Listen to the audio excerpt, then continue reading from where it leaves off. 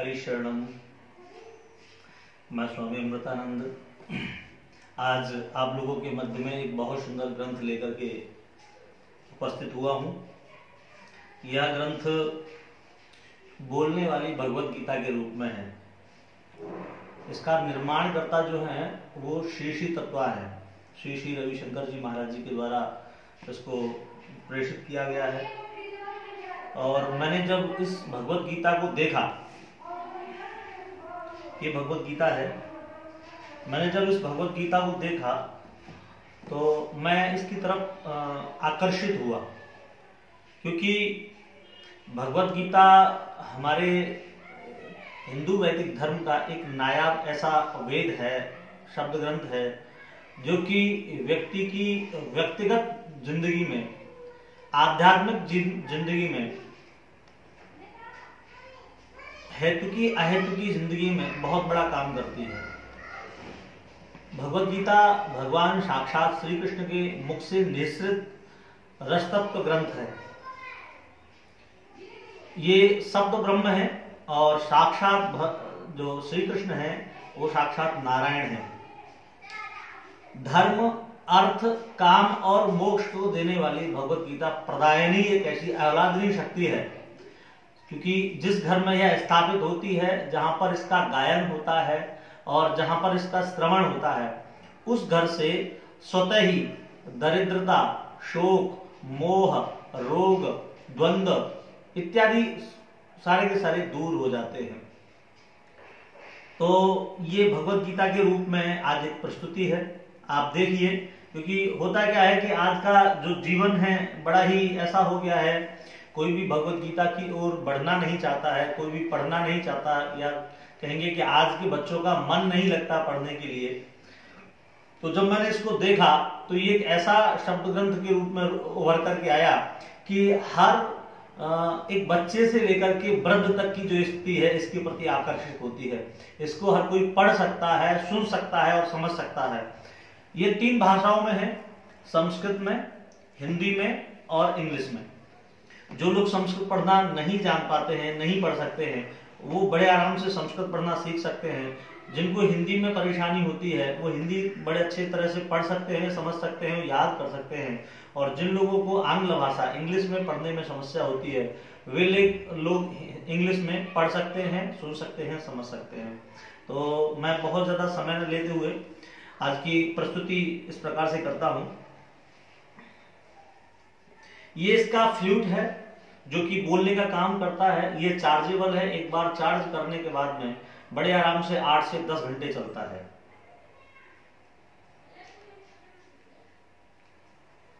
इस बटन को पुश करने से ये स्टार्ट हो जाता है।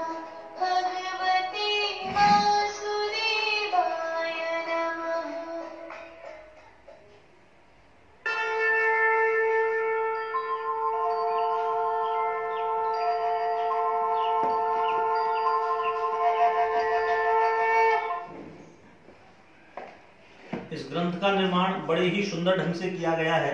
आप देख रहे हैं कितने सौष्ठव तरीके से इस ग्रंथ का निर्माण किया गया है। ये वर्षों वर्षों तक चलने वाला ग्रंथ है।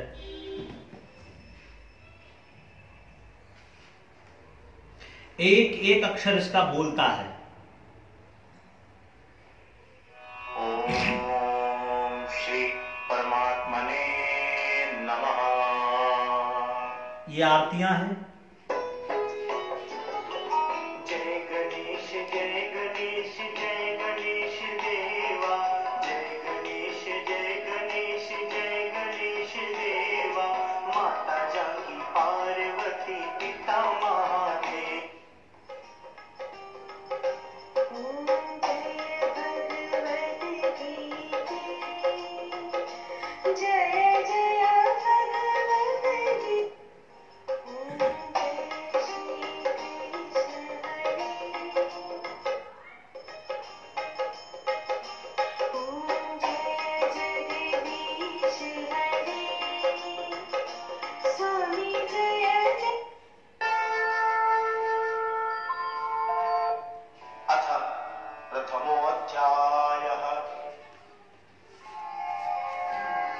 साथ के साथ में एनवायरनमेंट प्रस्तुति करता हुआ जाता है।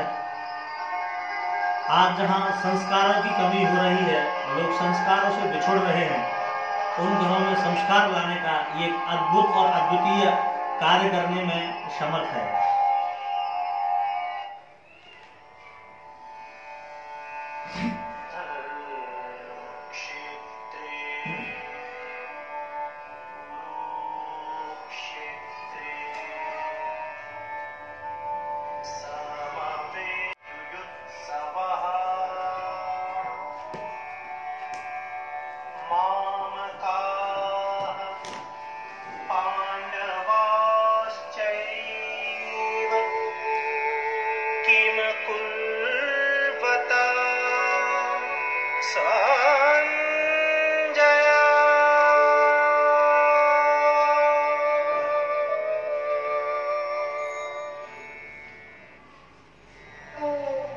धृतराष्ट्र ने कहा, हे संजय, धर्म भूमि कुरुक्षेत्र में युद्ध की इच्छा से एकत्र हुए मेरे और पांडु के पुत्रों ने क्या किया?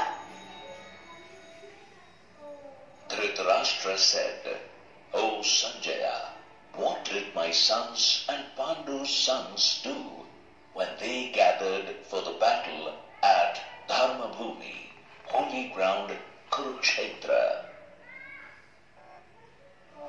Dhritarashtra said, O Sanjaya, what did my sons and Pandu's sons do when they gathered?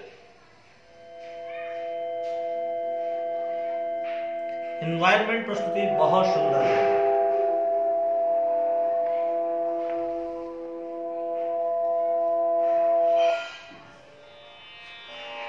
जन्म कर्म च मे दिव्यमेवं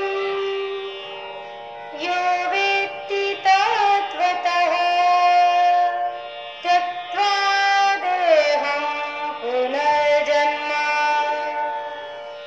नेति मामेति सोऽर्जुन।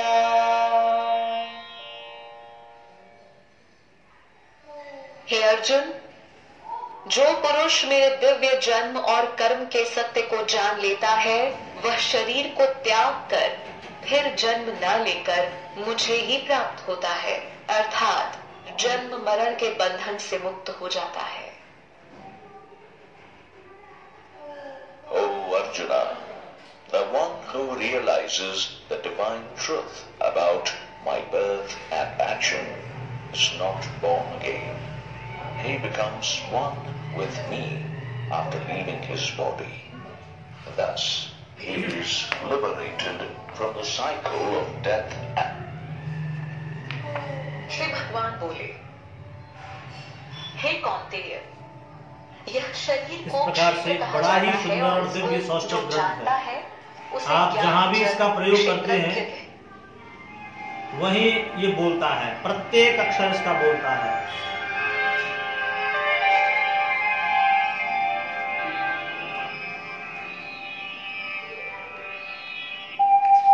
उत्क्रामन्तं स्थितं वापि भुञ्जानं वा गुणान्वितं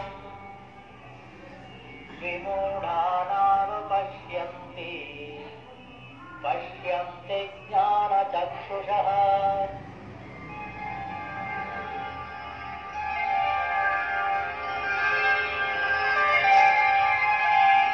इस प्रकार से ये सौष्ठव ग्रंथ है, बहुत सुंदर ग्रंथ है और आज हम सबकी आवश्यकता भी है। ये किसी धर्म विशेष को अलंकृत नहीं करता, ये सभी धर्मों के लिए है, सारे धर्मों के लिए है, सभी धर्मों को बढ़ावा देने के लिए है। ये किसी एक धर्म के लिए नहीं है। प्रत्येक धर्म का वस्तुतः व्यक्ति इसका आनंद ले सकता है और इसके द्वारा जीत सकता है। जब अर्जुन प्रायः युद्ध के मैदान में खड़ा हुआ है और वो चहुओर देखता है, इतनी विशालकाय सेना चहुओर अपने बुजुर्गों को, पूर्वजों को देखता है, तो प्रायः युद्ध करने से, कर्म करने से मना कर देता है। जो व्यक्ति कर्म में निष्फल होता है, जो व्यक्ति कर्म में पराजित होता है, उस अकर्मण्य व्यक्ति को कर्म के मार्ग पर लेकर के आने वाला भगवत स्वरूप श्रीमद् भगवत गीता के रूप में श्री कृष्ण के साक्षात स्वरूप अनुसार ये एक ऐसा बिंदु है जो लोगों को कर्म की ओर आकर्षित करता है। अर्जुन परास्त होता है तो भगवान श्री कृष्ण भगवत गीता के रूप में उसे यही कर्म का उपदेश देते हैं। कहते हैं कि जो लोग अपने घर में श्रीमद् भगवत गीता का स्थापन करते हैं, सुनते हैं, मनन करते हैं, ध्यान करते हैं, उनके घर में स्वतः ही स्वतः धर्म, अर्थ, काम और मोक्ष की प्राप्ति होती है।